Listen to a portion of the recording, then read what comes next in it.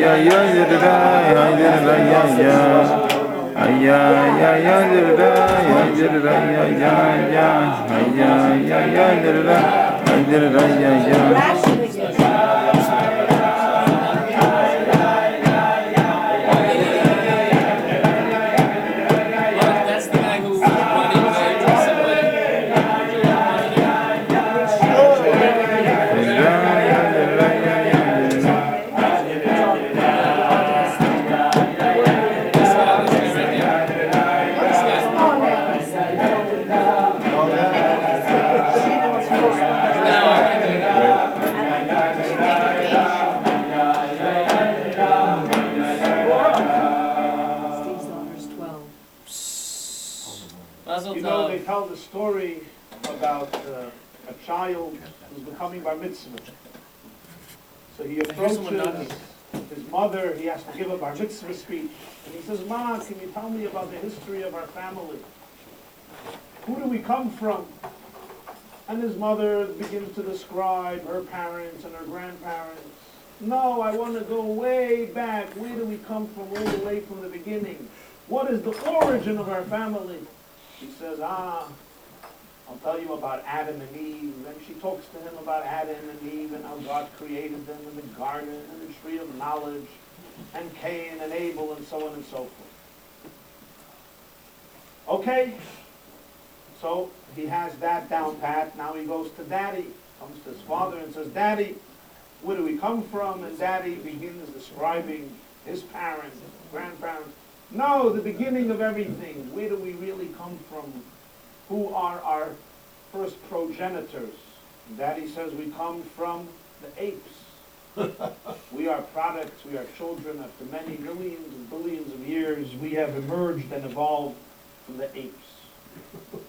The child is innocent and confused, comes back to mommy, says, Ma, what's going on? I ask you, who were our progenitors? And you tell me Adam and Eve. I ask Daddy, who are our progenitors? And he tells me apes. There's a contradiction here. She says, son, there's no contradiction. I was talking about my side of the family. This side of the family. The above mentioned discussion about the two perspectives, how you look at the world, also exists on a microscopic level, not just in the macrocosm, but also in the microcosm. Because when we look at a human being, we can also assume one of two things.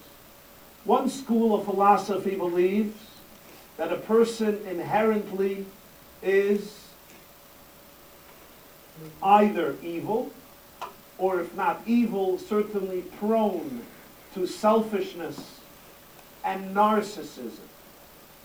One school of philosophy or psychology would believe that the human being, at best, is a neutral creature, but usually extremely egocentric, if not completely chaotic and narcissistic at his or her core. In the Jewish approach, however, Basi Legani Achaisikal, the human being inherently and intrinsically is divine.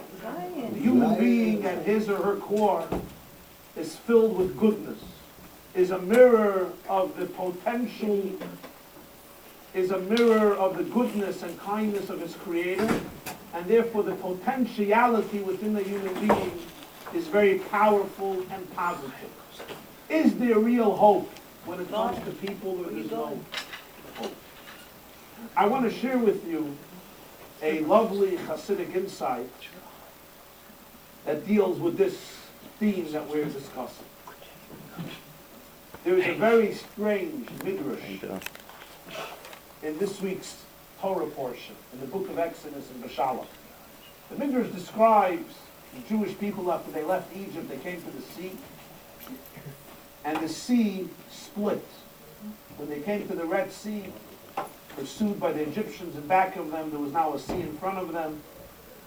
The sea split, it parted, and the Jewish people passed through the sea, as you know, ultimately on their way to Sinai.